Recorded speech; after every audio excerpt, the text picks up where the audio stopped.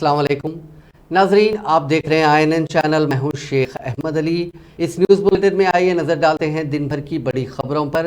रियासती वज़ीर फाइनेंस हरीश राव ने अपने दफ्तर में एक आला सतही मीटिंग बुलाई, जिसमें रियासती वज़रा मोहम्मद महमूद अली, कुप्पुला ईश्वर, गंगुला कमलाकर, तलसनी श्रीनिवास यादव, डिप्टी स्पीकर पद्मा राव, रुकन असम्बली अकबरुद्दीन अवैसी, अक़लियती मालियती कॉरपोरेशन चेयरमैन इम्तियाज़ इसाक, कानूनी मुशीर AK Khan, chief secretary Shanti Kumari और दीगर आला ओहदेदारों ने शिरकत की। इस इजलास में मुख्तलिफ मसाइल पर तबादला ख्याल करते हुए कहा गया कि अक़लियतों को 1 लाख रुपए की माली इमदाद, ओवरसीज स्कॉलरशिप, कब्रस्तानों के लिए जगहों के अलाटमेंट, आइम्मा व मौज़नीन को एजाजिया की जराए, माबाकी 7,000 आइम्मा व मौज़नीन का इजाफा, ईसाइयों के लिए कब्रस्तान, RTF, MTF वगैरह पर तफसीली गुफ्तगू की गई। वज़ीर दाखिला ने कहा कि हुकूमत तेलंगाना ने कब्रस्तानों के लिए 125 एकड़ ज़मीन का अलॉटमेंट और आइम्मा व मौज़नीन के ज़ेर इल्तिवा एजाजिया के वादों को मुकम्मल कर लिया है, जबकि माबाकी 7,000 इजाफी आइम्मा व मौज़नीन के इंतखाब का अमल भी जल्द ही शुरू किया जाएगा। उन्होंने कहा कि वज़ीर आला KCR के ऐलान करदा 1 लाख रुपए के माली इमदाद प्रोग्राम को नाफिज करने के लिए तमाम ज़रूरी इक़दाम शुरू किए जा चुके हैं। पहले मरहले में 10,000 मुंतखब मुस्तहिक़ीन को इस महीने की 16 तारीख से 1 लाख रुपए के चेक्स की तकसीम का अमल शुरू किया जाएगा। वज़ीर मौसूफ ने कहा कि मीटिंग में पहाड़ी शरीफ दरगाह, रैंप वर्क्स, दरगाह बरहना शाह, रेंट रिविजन, क्रिश्चियन कब्रस्तान, RTF, MTF और दीगर मसाइल से मुताल्लिक बातचीत की गई और इन्हें फौरी तौर पर हल किया जाएगा। वज़ीर फाइनेंस हरीश राव और वज़ीर सिविल सप्लाईज गंगुला कमलाकर ने आज सुबह हैदराबाद में राशन डीलर्स के साथ इजलास मुनक़िद किया और मुख्तलिफ ज़ेर इल्तिवा मसाइल पर तबादला ख्याल किया। ओहदेदारों ने इंकशाफ किया कि वज़रा ने डीलर्स को दिए गए कमीशन में इजाफे के साथ कई ज़ेर इल्तिवा मसाइल पर तबादला ख्याल किया। उन्होंने कहा कि वज़रा ने कमीशन में इजाफे पर मुस्बित रद्द-ए-अमल का इजहार किया, साथ ही डीलर्स को हेल्थ कार्ड देने और डीलर्स के लवाहिकीन को डीलरशिप देने के सिमत कई मामला ज़ेर बहस आए। वज़ीर आला वज़ीर बल्दी नज़्म व नस्क KT रामाराव ने आज ऐलान किया कि वो आने वाले असेंबली इंतखाबात में कामयाबी के लिए ना ही पैसे तकसीम करेंगे और ना ही शराब। अपने हल्के सिलसिला के अवाम से खिताब करते हुए उन्होंने कहा कि अगर आपकी मेहरबानी हो तो दोबारा कामयाब होगा, वरना घर में बैठ जाऊंगा। उन्होंने आज सिलसिला सेक्रेटेरिएट में BC बंधु स्कीम के चेक्स की तकसीम के बाद मुनक़दा तकरीब से खिताब करते हुए बात कही। वज़ीर KT रामाराव ने कहा कि अगर अपोजिशन कायदीन वोटों के लिए आपके दरमियान आते हैं तो उनसे यही सवाल करें कि 50 साल के तवील इक़्तिदार में जो तरक्की नहीं दे सके वो किस तरह आने वाले दिनों में तरक्की दे सकेंगे। उन्होंने अवाम को मशवरा दिया कि काम करने वाली हुकूमत को दोबारा इक़्तिदार पर लाएं, वोटों के लिए शराब और रुक़ूमात तकसीम करने वालों पर भरोसा ना करें।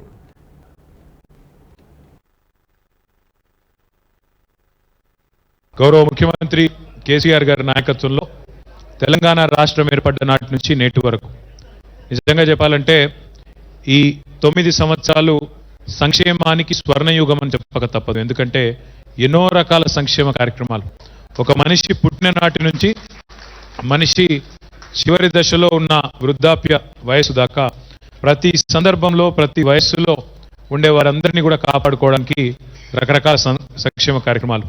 పుట్టినప్పుడు ఇచ్చే KCR కిట్ నుంచి మొదలు పెడితే పెద్ద వయసులో ఉన్న పెద్దవాళ్ళకి ఇచ్చే ఆసరా పెన్షన్ల దాకా ఎన్నో కార్యక్రమాలు. అంగన్వాడీకి పోతే ఒక కార్యక్రమం, తర్వాత చదువుకుంటప్పుడు ఇంకొక కార్యక్రమం, తర్వాత మళ్ళీ పెద్ద చదువులకు పోతే ఇంకో కార్యక్రమం, ఇట్లా ప్రతి దశలో పేదవాడిని ఆదుకోవడానికి, పేదవాడిని కట్టులో పెట్టుకొని చూసుకోవడానికి తెలంగాణ ప్రభుత్వం ఎన్నో కార్యక్రమాలు తీసుకున్నది. అయితే ఒకవైపు జనసామాన్యం, జన బాహుల్యం మొత్తం అంటే రాష్ట్రం మొత్తంలో ఉన్న పేదలను తీసుకొని డిజైన్ చేసిన కార్యక్రమాలు కొన్ని, ఆసరా లాంటి కార్యక్రమాలు, కళ్యాణ లక్ష్మి లాంటి కార్యక్రమాలు, KCR కిట్ లాంటి కార్యక్రమాలు, అదేవిధంగా స్కాలర్షిప్లు, ఇవన్నీ ఒక్కవైపు. మరొక వైపు కొన్ని కుల వృత్తులు కానీ కొన్ని సామాజిక వర్గాల్లో దశాబ్దాల నుండి శతాబ్దాల నుండి అయితే పేదరికం గూడుగట్టుకుని ఉన్నదో దాన్ని బద్దలు కొట్టాలి, దాన్ని తప్పకుండా మార్చాలి అనే ఉద్దేశంతో మొట్టమొదలు ఈరోజు మన సమాజం మొత్తంలోనే అందరికంటే బీద వాళ్ళు ఎవరు, ఏ ఊళ్ళో అయినా అందరికంటే నిజంగా కూడా నిరుపేదలు ఎవరు లెక్కదీస్తే అందరికంటే కింద ఉన్నది దళితులు. అందుకే ముఖ్యమంత్రి గారు ఏం నిర్ణయం తీసుకున్నారంటే, ఒకవైపు చేసే కార్యక్రమాలన్నీ చేసుకుంటూనే, ఒకవైపు మనం అందరికీ ఇచ్చే కార్యక్రమాలు ఇచ్చుకుంటూనే దళితుల పట్ల ప్రత్యేకంగా ఒక స్కీమ్ తేవాలని చెప్పి దళిత బంధు అనే అద్భుతమైన కార్యక్రమాన్ని తెచ్చినారు. తెచ్చిన తర్వాత ఇవాళ నిజంగా కూడా అప్పుడు చూస్తే గర్వం అనిపిస్తుంది. చాలా చాలా చాలా చోట్ల దానివల్ల ధనికులు కావాలనే ఒక మంచి కాన్సెప్ట్తో తెచ్చినాక మా బీసీ సోదరుల నుంచి డిమాండ్ వచ్చింది. तेलंगाना पीसीसी के सदर रेवंत रेड्डी ने कहा कि आने वाले असेंबली इंतखाबात में बीआरएस पार्टी को 25 से ज्यादा सीटों पर कामयाबी मिलने वाली नहीं है। इसीलिए चीफ मिनिस्टर चंद्रशेखर राव और उनके फर्जंद तारक रामाराव गुज़िश्ता कई दिनों से कांग्रेस पर तनकीदें कर रहे हैं। हालिया असेंबली इजलास के दौरान भी बाप और बेटे ने कांग्रेस और उनके खिलाफ कई तनकीदें की, जबकि उन बाप बेटे को ये मालूम होना जरूरी है कि अगर आज कांग्रेस ना होती तो ऐसी सूरत में वो इख्तिदार में नहीं होते। दिल्ली में मीडिया से बात करते हुए रेवंत रेड्डी ने कहा कि कांग्रेस की बदौलत ही अलहदा रियासत तेलंगाना की तश्कील अमल में आई। उन्होंने कहा कि कांग्रेस पार्टी ने केसीआर और उनके अरकान खानदान को भीख में ओहदे दिए हैं। रेवंत रेड्डी ने कहा कि चीफ मिनिस्टर और उनके फर्जंद तारक रामाराव बार बार उन्हें चंद्रबाबू नायडू का शागिर्द करार देते हुए तनकीदें कर रहे हैं, जबकि हकीकत यह है कि चंद्रबाबू नायडू के हकीकी शागिर्द चंद्रशेखर राव हैं और उनका शुमार नायडू के करीबी लोगों में होता है। रेवंत रेड्डी ने कहा कि तेलुगु देशम में शामिल होने से कबल वो कानून साज काउंसिल के इंतखाब में कामयाबी हासिल किए थे। रुकने काउंसिल बनने के बाद वो तेलुगु देशम में शामिल हुए। इस तरह उनकी अमली सियासत में तेलुगु देशम का कोई दखल नहीं है। अलबत्ता चीफ मिनिस्टर चंद्रशेखर राव की अमली सियासत में तेलुगु देशम का बड़ा दखल रहा। केसीआर हर वक्त चंद्रबाबू नायडू के रहमो करम पर ओहदे हासिल करते रहे और काबीना में जगह न मिलने पर तेलंगाना की तहरीक शुरू की थी। నిలబడి ఓటమి చెంది యూత్ కాంగ్రెస్ స్టేట్ వైస్ ప్రెసిడెంట్గా పార్టీ నుంచి బహిష్కరించబడి ఏ నిలవ నీడ లేకుండా చౌరస్తాలో నిలబడ్డ చంద్రశేఖరరావుకు తెలుగుదేశం పార్టీ ఆధారమైంది, అధికారంలోకి రావడానికి వేదిక అయింది. ఇది మా ఇద్దరి నేపథ్యం. తెలుగుదేశంలో నేను శాసన జెడ్పీటీసీగా ఇండిపెండెంట్గా, ఎమ్మెల్సీగా ఇండిపెండెంట్గా ఎన్నికైన తర్వాత నేను తెలుగుదేశం పార్టీలో చేరిన.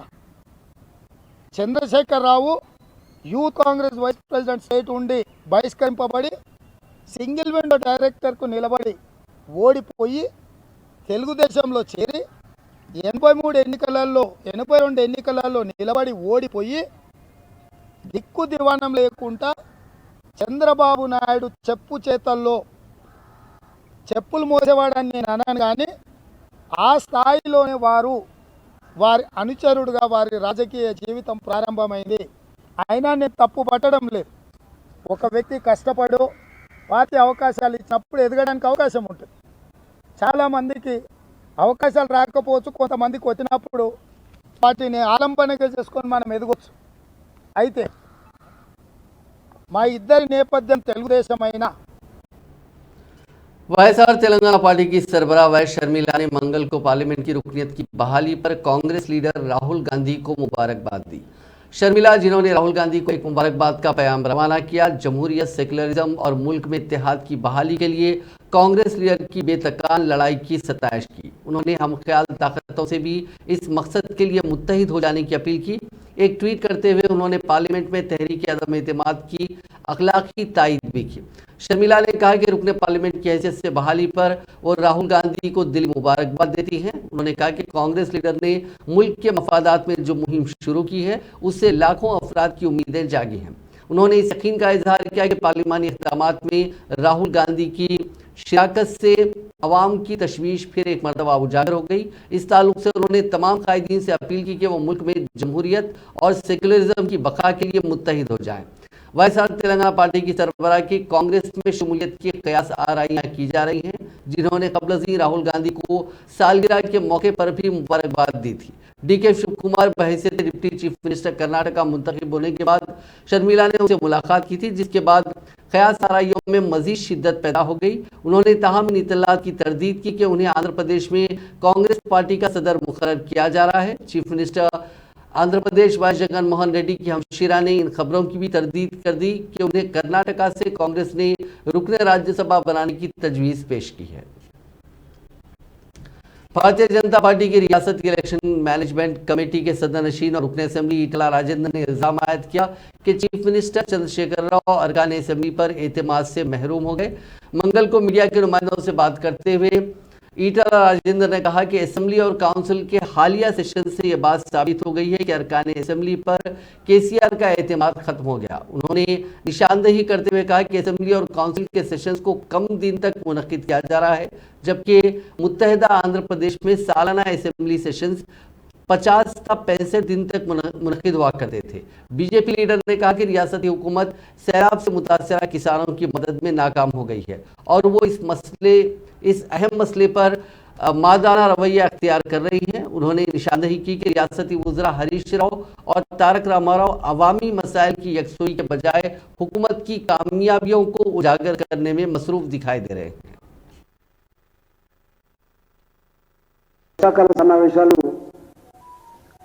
ఒకరోజు కండోలెన్స్ తీసేస్తే సిట్టింగ్ ఎమ్మెల్యే చనిపోయిన సందర్భంగా ఒక డే పోతుంది కాబట్టి అంటే 3 అంటే 3 రోజులు మాత్రమే సమావేశం జరిగింది. మళ్ళీ సమావేశం జరిగేటువంటి ఆస్కారం లేదని చెప్పి స్పీకర్ గారు ఆల్మోస్ట్ చెప్పింది. అంటే ఈ సంవత్సరం మొత్తం శాసనసభ సిట్టింగ్ డేస్ 14 సమైక్య రాష్ట్రంలో ఉన్ననాడు బడ్జెట్ సమావేశాలు ఫిబ్రవరి 17 మొదలైతే ఏప్రిల్ 31 వరకు జరిగాయి. అంటే ఆల్మోస్ట్ 45 డేస్. 45 డేస్లో సిట్టింగ్ డేస్ 31, 32 డేస్ జరిగాయి. అట్లనే వర్షాకాల సమావేశాలు కూడా 15 రోజులు తగ్గకుండా జరిగేది.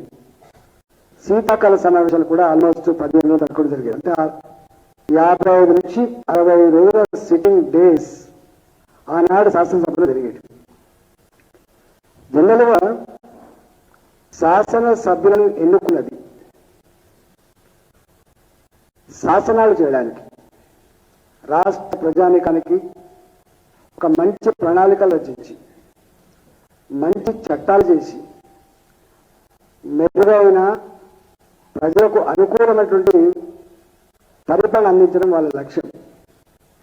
కానీ వాళ్ళ ముఖ్యమంత్రి గారు 14 రోజులు మాత్రమే శాసనసభ జరిపి మీ ఎమ్మెల్యేల బాధ్యతలు చట్టాలు చేసేది కాదు, శాసన చేసేది కాదు, మీరు ఏమైనా గ్రామాలలో ఉండాలి, కాన్స్టిట్యూన్సీలలో ఉండాలి, పోలీస్ స్టేషన్లకు ఫోన్ చేసేవాళ్ళుగా, ఆఫీసర్కు ఫోన్ చేసేవాళ్ళుగా, ఇతర పార్టీలు ఎవరైనా గొంతు విప్పితే లేదా ప్రజలు ప్రభుత్వం విమర్శ చేస్తే వాళ్ళు ఎట్లా కేసులు పెట్టి పోలీస్ స్టేషన్। रियासती हुकूमत ने ग्रुप 2 इम्तिहानात को मुनक्किद करने के लिए जिन स्कूलों और तालीमी इदारों का इंतखाब किया है उन स्कूलों और तालीमी इदारों को 29 और 30 अगस्त के दिन तातील रहेगी। इस सिलसिले में महकमे तालीम ने मज़कूरा स्कूलों के लिए 2 दिन की तातीलात के अहकाम जारी कर दिए हैं। इस खुसूस में director of school education Shri Devasena ने तमाम डिस्ट्रिक्ट एजुकेशन ऑफिसर्स को हिदायत जारी की है। वाज़ेह है कि तेलंगाना पब्लिक सर्विस कमीशन की जानिब से जारिया माह की 29 और 30 तारीख को ग्रुप 2 का इम्तिहान मुनक्किद किया जा रहा है। इस सिलसिले में तमाम तैयारियां मुकम्मल हो गई हैं। ग्रुप 2 की 783 जायदादों के लिए मुनक्किद होने वाले इम्तिहान में 5,51,943 उम्मीदवारों ने दरखास्तें दाखिल की थी। 2 दिन तक जारी रहने वाले इस इम्तिहान में 4 पेपर्स रहेंगे। इम्तिहान से 1 हफ्ता कबल पब्लिक सर्विस कमीशन की वेबसाइट पर उम्मीदवारों के हॉल टिकट्स पेश कर दिए जाएंगे। कालोजी नारायण राव हेल्थ यूनिवर्सिटी ने पीजी मेडिकल और डेंटल कोर्सेज में मैनेजमेंट कोटा के तहत दाखिलों के लिए ऑनलाइन दरखास्तें दाखिल करने के लिए नोटिफिकेशन जारी किया है। यूनिवर्सिटी के जराये ने बताया कि पीजी नीट 2023 में अहल उम्मीदवार पीजी मेडिकल और डेंटल कोर्सेज में मैनेजमेंट कोटे के तहत सीटें हासिल करने दरखास्त दे सकते हैं। 9 अगस्त की सुबह 8 बजे से 16 अगस्त की शाम 5 बजे तक दरखास्त फॉर्म के साथ मुतालिका असनाद स्कैन करते हुए अपलोड करें। असनाद की जांच के बाद यूनिवर्सिटी की जानिब से फाइनल मेरिट लिस्ट जारी की जाएगी।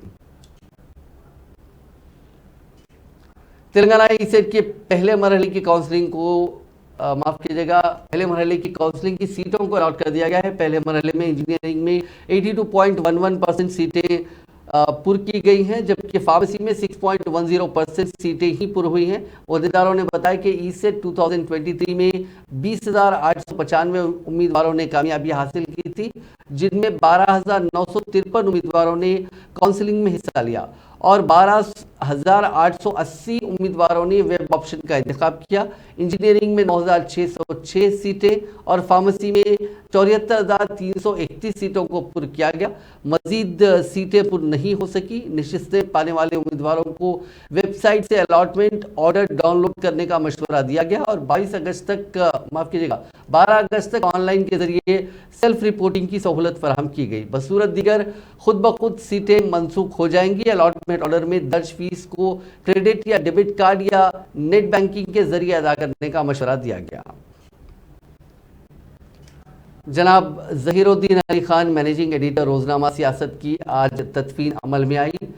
इनका कल दिल का दौरा पड़ने से इंतकाल हो गया था। नमाज जनाजा शाही मस्जिद बाग़े आमा में बाद नमाज फजर अदा की गई और तदफीन आखिरत मंजिल दारुस्सलाम रोड पर अमल में आई। शहर की नुमाइंदा शख्सियात और अवामी नुमाइंदों की बड़ी तादाद ने शाही मस्जिद बाग़े आमा और मरहूम के मकान पहुंचकर उनके गमज़दा अरकान ख़ानदान को पुरसा दिया। पसमंदगान में अहलिया के अलावा फर्जंदान जनाब असगर अली खान और जनाब फ़खर अली खान शामिल हैं। जनाब जहीरुद्दीन अली खान ने गुज़िश्ता 30 वर्षों में समाजी, मिली और इल्मी शोबेजात में गैर मामूली खिदमात अंजाम देते हुए अपनी शिनाख्त बनाई। मरहूम ने समाज बिलखुसूस मिल्लत इस्लामिया के गरीब मुसलमानों में तालीम को आम करने का बीड़ा उठाया था।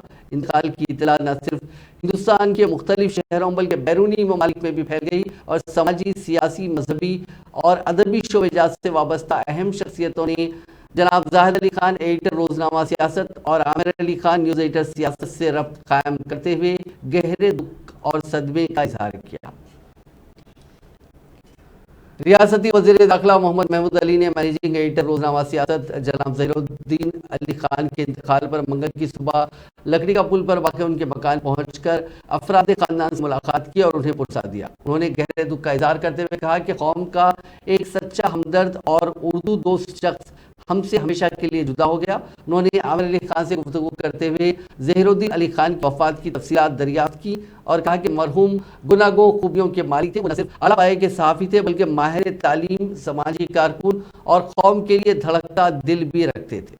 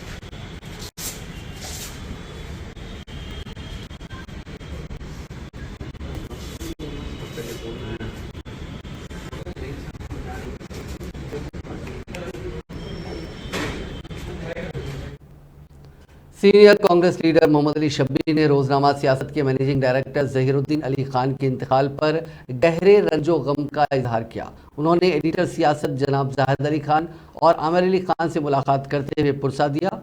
एक ताज़ियती बयान में शब्बीर अली ने कहा कि उन्हें ज़हीरुद्दीन अली खान के इंतकाल पर गहरा दुख हुआ, जिन्होंने एक काबिले जिक्र शख्सियत करार दिया।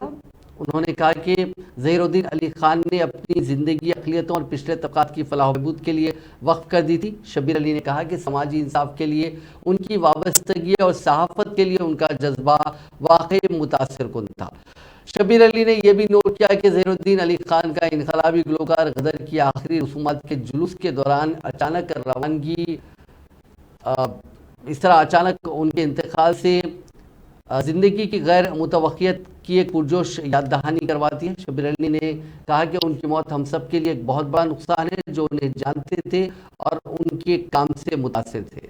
मैं ज़हीर साहब को हमेशा एक ऐसे मेहरबान और हमदर्द इंसान के तौर पर याद रखूंगा, जो लोगों से सच्ची मोहब्बत रखते थे और एक होनहार सहाफ़ी थे, साथ ही एक तेज़ अक्ल और हालात पर गहरी नज़र रखने वाले इंसान थे। शहर हैदराबाद में टमाटर की आमद में इजाफे के साथ ही इसकी कीमतों में कदरे इस्तेहकाम देखा जा रहा है। शहर के रैतू बाजारों में फी किलो टमाटर 63 रुपये के हिसाब से दस्तियाब हो रहा है, जबकि दीगर मार्केट में टमाटर 120 से 140 रुपये में फ़रोख्त हो रहा है। 10 दिन पहले शहर में सिर्फ 850 क्विंटल टमाटर लाया गया था, जबकि पीर को होलसेल बाजार में 2450 क्विंटल टमाटर पहुँचा। शहर में ज़्यादातर मार्केट्स में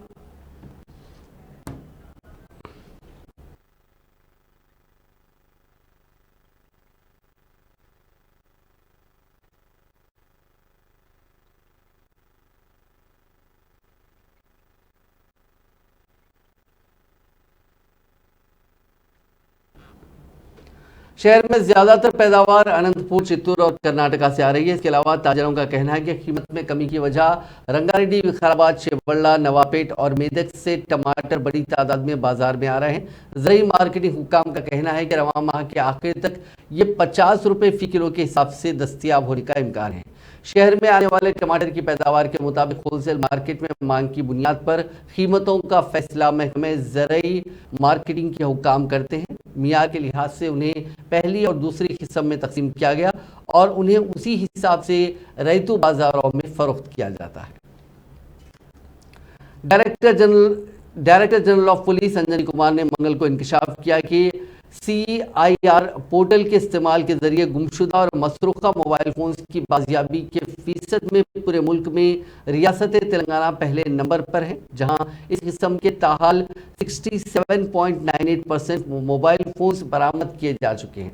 DGP ने नोडल ऑफिसर्स व vocational director general CID Mahesh M Bhagwat और उनकी टीम को इस मौके पर मुबारकबाद दी। डिपार्टमेंट ऑफ टेलीकम्युनिकेशन ने CIR पोर्टल तैयार किया है ताकि मसरूका और नकली मोबाइल फोन्स की लानत का खात्मा किया जा सके। DGP ने कहा कि CIRL पोर्टल के इस्तेमाल के जरिए मोबाइल फोन्स बरामद करने में बड़ी कामयाबी मिल रही है। 17 मई 2023 को कौमी सतह पर इस पोर्टल का आगाज किया गया था। बाद रियासत तेलंगाना में पायलट बुनियाद पर यह पोर्टल शुरू किया गया। तेलंगाना में एडिशनल DG CID महेश भगवत को CIR पोर्टल का नोडल ऑफिसर नामजद किया गया और रियासत के तमाम 780 पुलिस स्टेशनों में इस पोर्टल का इस्तेमाल हो रहा है।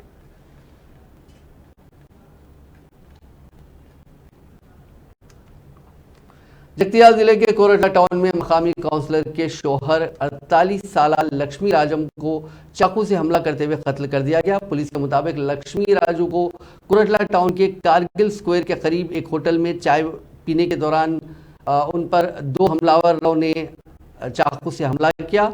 उनकी गर्दन पर हमला किया गया। शदीद जख्मी हालत में लक्ष्मी राजम को इलाज के लिए करीमनगर के अस्पताल मुंतकिल किया गया, तहम इलाज के दौरान उनकी मौत हो गई। इस वारदात की इत्तला पर DSP रविंद्र रेड्डी जाए हादसे पर पहुंच गए। इस सिलसिले में मुकदमा दर्ज कर लिया गया है। एक 13 साल लड़की ने नदी के पुल के एक पाइप से लटकते हुए डायल 100 यानी पुलिस को फोन किया और अपनी जान बचाई। कमसिन लड़की की दिलेरी का यह वाकया आंध्र प्रदेश के कोनासीमा जिले के रावुलापालम गौतमी गांव के पुल पर पेश आया, जहां एक शख्स ने इस कमसिन लड़की के अलावा उसकी मां और नौमौलूद बहन को पुल के ऊपर से पानी में फेंक दिया था, जिसमें उसकी मां और नौमौलूद बहन पानी में बह गई। ताहम ये कमसिन पुल के नीचे एक पाइप के सहारे से पानी में बह जाने से बच गई और उसने दिलेरी का मुजाहरा करते हुए अपने पास मौजूद सेल फोन की मदद से पुलिस की मदद ली। तफसीलात के मुताबिक पुष्पला सुहासिनी जिसकी उम्र 35 बरस है, इस खातून ने अपने शोहर से अलहदगी के बाद उसी गांव के रहने वाले सुरेश के साथ गुंटूर जिले के ताड़ीपल्ली में रहना शुरू किया। इसकी 2 बेटियां 1 साल जर्सी और 1 साल की और 13 साल की लक्ष्मी कीर्तिना भी उनके साथ रहते थे। सुरेश जो उन्हें कोनासीमा जिले के पुराने पुल पर ले गया, तीनों को पानी में ढकेल दिया। इस वाक़े में खातून और उसकी 1 साल बेटी पानी में बह गए, जबकि लक्ष्मी पुल की दीवार के नीचे पाइप को पकड़कर बच गई। अपनी जान बचाने उसने अपने सेलफोन से 100 नंबर डायल किया। एसआई वेंकटरमना फौरी नेशनल हाईवे के अमले के साथ मौके पर पहुंच गए और उसको बचा लिया। सेक्रेटेरिएट का एक मुलाजिम जिसकी 28 अगस्त को शादी होने वाली थी, सड़क हादसे में हलाक हो गया। इस वाक़े से शादी के घर में कोहराम मच गया। तफसीलात के मुताबिक आंध्र प्रदेश के वायसार कड़पा जिले के 31 साल वीरा अंजय्या कुमार 2019 से टाउन प्लानिंग डिपार्टमेंट में सेक्रेटरी के तौर पर काम कर रहा था। कुमार की हाल ही में अनकापल्ली से ताल्लुक रखने वाली एक लड़की से मंगनी हुई थी। दोनों खानदानों ने इस माह की 28 तारीख को शादी करने का फैसला किया। कुमार सड़क अबूर कर रहा था कि बाइक के तसादुम में वो शदीद जख्मी हो गया। फौरी तौर पर उसे एक प्राइवेट अस्पताल ले जाया गया, जहां इलाज के दौरान उसकी मौत हो गई।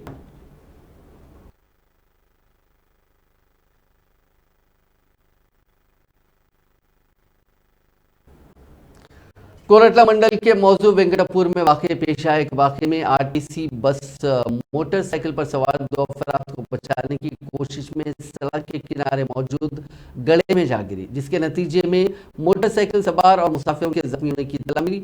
जख्मियों को एम्बुलेंस के जरिए दवाखाना मुंतकिल किया गया। चंद्रायन गुट्टा फ्लाईओवर ब्रिज के ऊपर से नीचे जा रही आरटीसी बस पर एक नामालूम शख्स कूद गया। कुछ लोगों ने इस शख्स को बस पर चढ़कर नीचे उतारा।